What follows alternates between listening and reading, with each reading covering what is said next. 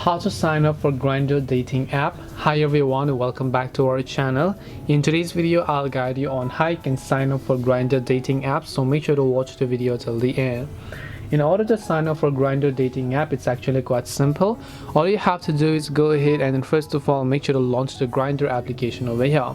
Once you launch the Grindr app, if you have an account, you can choose to sign in with your email, password or Facebook or Google account. But if you don't, then you'll find the sign up option from the top right hand side of the screen.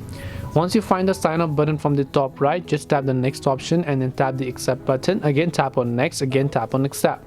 Now first of all, of course, you have to make sure to simply enter your date of birth, but make sure to enter a date of birth that would make you at least over 18 years of age. If you're under 18 years, I don't recommend you use the app. You just tap the next button here.